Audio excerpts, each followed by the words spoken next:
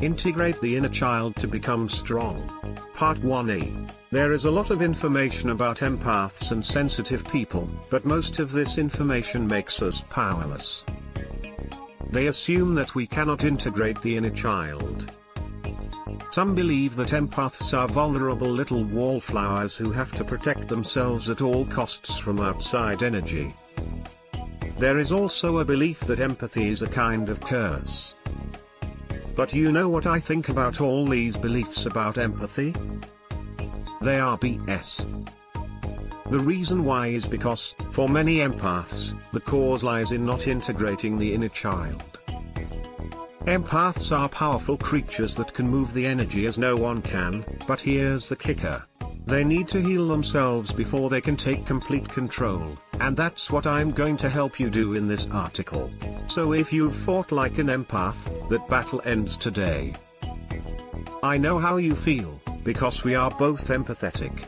I've spent years running away from social situations, or I'd pretend to go to the bathroom to get away from dense energies. Every day I connect with more and more empaths who are struggling in life because of their hypersensitivity. But what if I told you that your struggles as an empath have little to do with the energies around you? Would you believe me?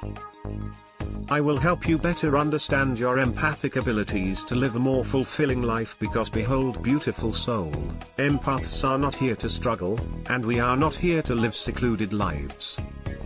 Empaths are here to live. They are here to live joyful, fulfilling lives. I'm going to help you with that in this article. A while ago, I wrote an article about empathy. I talk about other topics related to empathy, so those are good articles to start with if you'd like. I will help you understand why empaths struggle so much in life, and no, it has nothing to do with the energies around them. That is a common misconception. This common misconception is that empaths struggle in life because they are too sensitive to energy, so their power is the problem. But that's not true, and that's what I'm going to make you understand now. I also want to leave a side note at the beginning of this article to let you know that I will be using the term empath to include sensitive people, or what is known, empath equals HSP. Therefore, the content in this article pertains to both empaths and sensitive people, as the differences between them are not that great, and the content here is essential for both groups. Both groups also need to integrate their inner child. If you are an empathetic person but lack empathy, don't be confused by the terminology empath. I'm just going to use the word empath, but you know that I mean empathetic and susceptible people from now on. I'm going to focus on the top 4 reasons why empaths struggle so much in life. What's interesting about these 4 reasons why empaths struggle so much in life? What's interesting about these 4 reasons is that when you were a kid, these 4 reasons were protection mechanisms that your soul put in that place to help you. These 4 reasons that will ruin your life later are 4 defense mechanisms that helped you survive as a child. This case is an excellent example of how something can be your medicine at one stage of your life and turn into your poison later on. First, we'll discuss why empaths need these protective mechanisms as children. Why does your soul have these 4 defense mechanisms, and why are they deployed in childhood? Second, I'm going to discuss in detail what these 4 defense mechanisms are. This discussion will help you understand your life as a different level of an empath.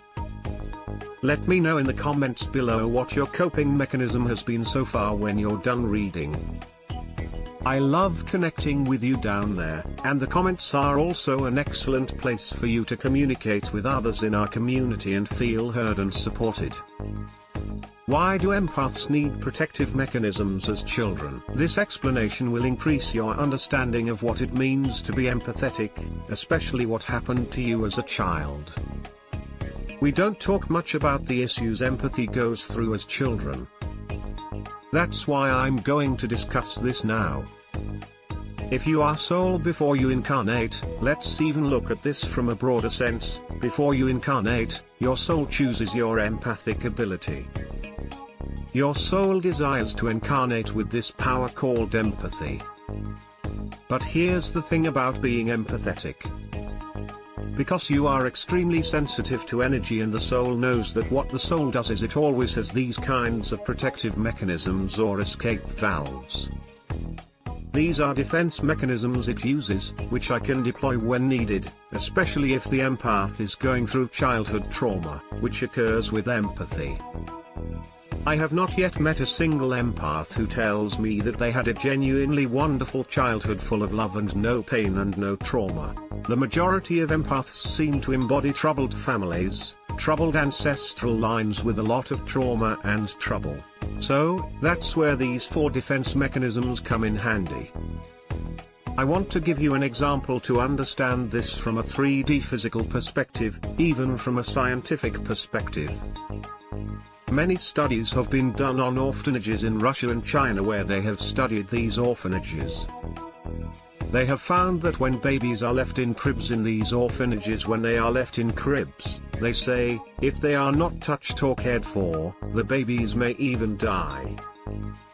This case has been scientifically reported in both orphanages in Russia and China, and probably worldwide. This case is an example to see how sensitive a child is in general.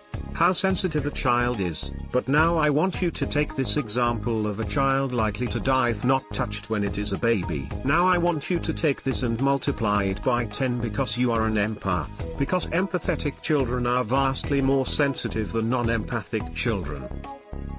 What happens is that if you incarnate as an empath, you risk not surviving childhood.